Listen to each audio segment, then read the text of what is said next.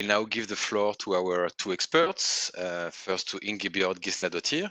She's the director of the well-known OSCE Office for Democratic Institutions and Human Rights, the ODIHR, and she is amongst other, she held amongst other high-level posts. She was Minister of Foreign Affairs of Iceland and a senior representative at UN Women. Ingibjörg, Director Gísladóttir, you have the floor. Thank you so much, Mark. Before I start speaking, I want to make sure that you can see me and hear me, because last time I participated in a webinar organized by PA, you could hear me, but you couldn't see me. So now I want to make that sure. We hear you loud and clear, and we see you also very clearly. Very good, very good.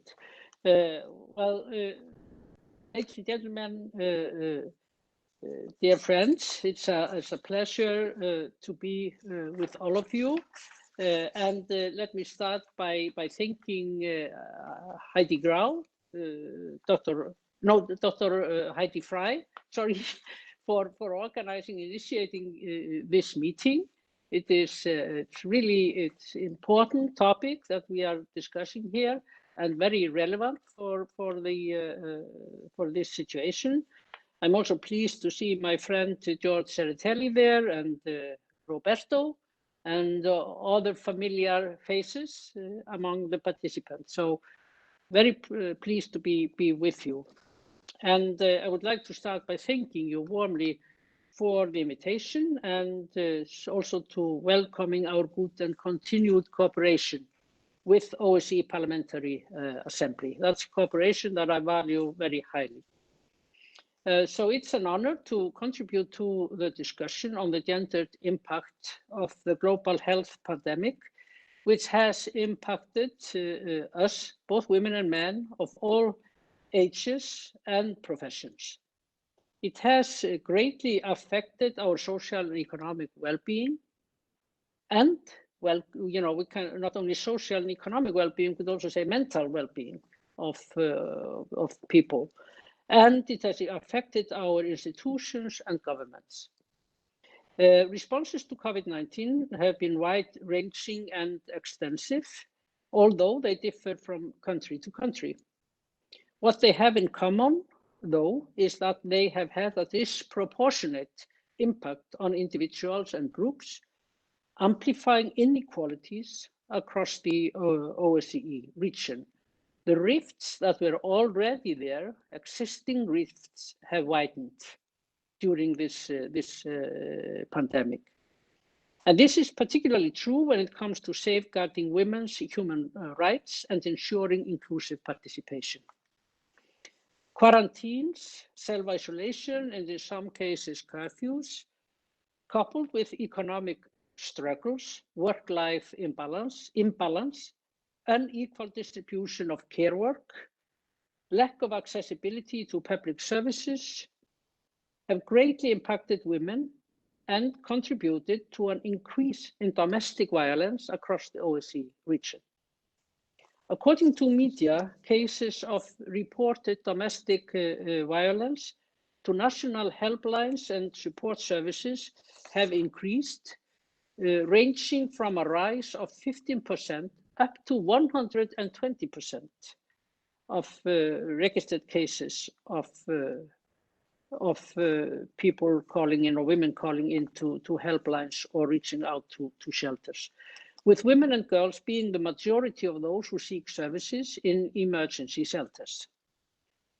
ODIHR's monitoring, what we are doing now in all the participating states, we are monitoring how the emergency situation is implemented, and it indicates a lack of situational preparedness by national governments, which has impacted protection and response measures to tackle the increase of domestic violence. Women from minority backgrounds, including migrants, asylum seekers, refugees, Roma and Sinti, women with disabilities, rural women, elderly women, and those without access to digital technologies have been particularly affected and have found themselves extremely vulnerable and even in life-threatening situations. In some cases, first responders from police, judicial and health services have been overwhelmed. In other cases, resources have been reallocated from the criminal justice system towards more immediate public health measures to deal with COVID-19. So that is part of the explanation of the lack of responsiveness, that resources have been reallocated to other issues that have been felt to be more immediate. Leading to helplines, and this has led to helplines, crisis centers, legal aid and social services being scaled back in the initial phase of the crisis.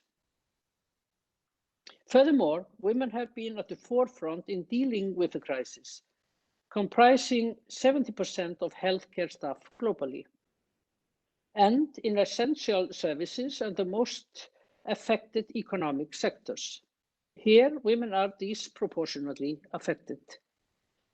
The commitments are in place. OSCE participating states have recognized gender equality as a cornerstone of security and democracy. But more is needed, and I would like to recall the importance of ratifying and implementing the Council of Europe Istanbul Convention. Here, national parliaments can be a driver of change during crisis. Ladies and gentlemen, how we can scale up involvement by our participating states? How can we do that? What is needed to ensure adequate and equal access to judicial remedies, health and social services? The answer is, and this we all know, it doesn't come as a surprise, equal and meaningful participation of women and men in decision-making. It is key to effective functioning of democratic institutions and policies, now more relevant than ever.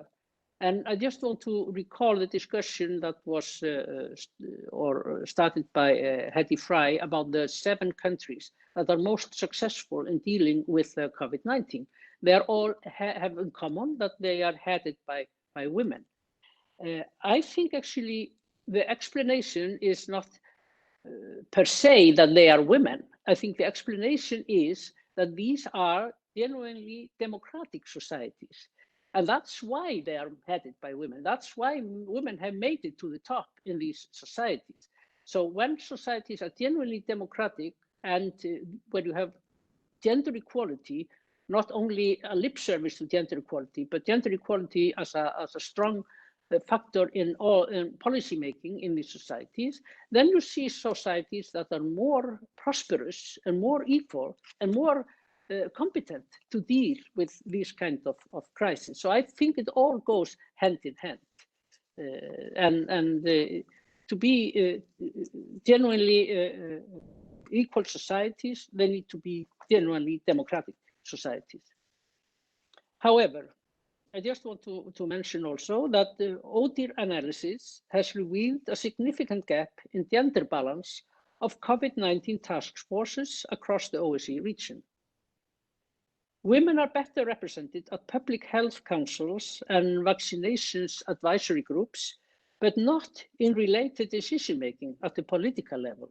So they are, well represented in the bodies that are providing the services, organizing the services, but not at the political level dealing with the crisis. And this can limit the inclusion of gender-sensitive policies and perspectives in the COVID-19 recovery strategies. Women's representation in COVID-19 related decision-making bodies across the OSCE area is low. Let me turn to the role of parliamentarians. National legislative bodies have to ensure the effective oversight of government's response and transparency in adopting emergency legislation. That's the oversight function of the parliamentarians. And it's important to keep governments and parliaments accountable. They need to consider and address the differentiating impact of the crisis and its responses on different groups of society. OSCE participating states have committed to reflecting women's perspectives and needs in legislations, policies, and budgets, so that protection and services are delivered to all. ODIHR stands ready to assist participating states in integrating gender in their COVID-19 policy response and provide guidance to state bodies working on gender equality.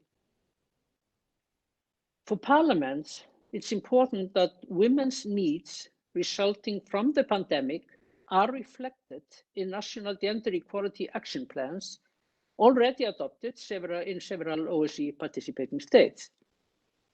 And ODIHR remains at your disposal to provide legal opinions on gender-related legislations, to support gender equality committees and women parliamentary caucuses in assessing equality standards of COVID-19 responses and in preparing recommendations to the government. Our office looks forward to our continued close cooperation with national parliaments and to provide further assistance to gender equality structures and mechanisms. Let me conclude by offering recommendations from ODIHR for participating states' consideration. First of all, OSCE participating states should take action to integrate gender perspectives in legislation and budget related to emergency planning and preparedness, and revise mechanisms of enforcement where gaps have been reported or identified during the pandemic. This will deliver adequate services, protection, and equitable recovery.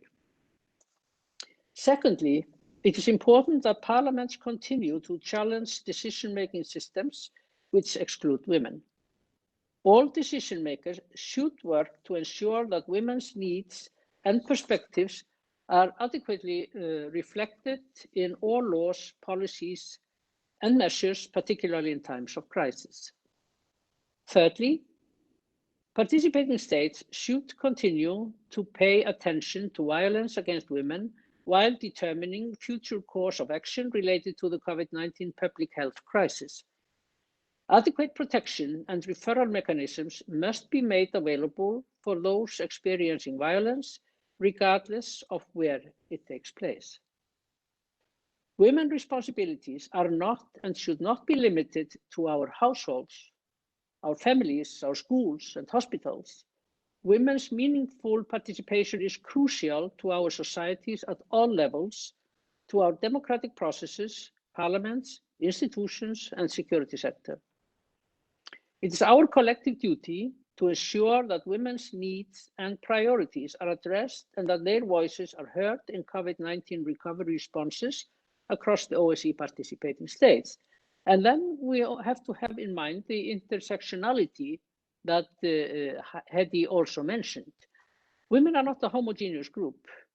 Women come from different backgrounds and have different needs and interests. So we are talking here about the voices of migrant women, of women from minority groups, of women from all races, all ethnic groups, poor women, women with disabilities. All the voices have to be heard from these different groups of women. And I think I can just stop here and thank you again for inviting me and thank you for your attention. Thank you very much, Director Gísladóttir. Thank you for sharing your expertise with us, and thank you particularly for your recommendations. This is always very much appreciated, very helpful, particularly when you have been underlining the role of MPs in this regard. Director Gísladóttir, now your concluding remarks. Yeah, thank you, and thank you again for inviting me, and it was quite interesting to listen to the discussion and interventions from the parliamentarians. None of these things come, I think, to us, all of us, as a surprise. We know that there is this gender imbalance in most countries, and we haven't reached gender equality in any country of the world. And like I mentioned earlier, you know, when we have some rifts existing before the COVID, they widened during the COVID. One of those rifts is this inequality between men and women.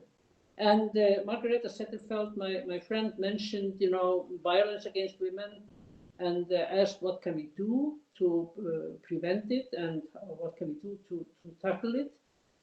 That's a good question. I think, you know, actually the Istanbul Convention from the Council of Europe provides a good guidance to the participating states on how to deal with it. And those countries that have not ratified it yet, I think the parliamentarians could push for that to start with. And then it's not only a question of ratifying that as a document, but it's really to implement it and to take the measures that are needed to protect women and girls from violence and to provide the adequate services to those who are victims of violence. I also want to mention one thing, it's trafficking, because I didn't do that in my opening remarks, which is of course a very important issue also during the pandemic. And I just want to inform you that ODIHR and UN Women recently completed 2 surveys targeting survivors of trafficking and also non-governmental anti-trafficking stakeholders. And the purpose was to collect empirical data to guide the development of both short-term and mid-term policy recommendations to governments to ensure the implementation of human rights, gender-sensitive and victim-centered approach to combating trafficking in human beings. So that is something that we have been working on with UN Women, doing a survey to come up with policy guidelines for governments. And we will, of course, share the results with parliamentarians. So I think I'll just stop here, and thank you again for inviting me. Thank you very much, Director.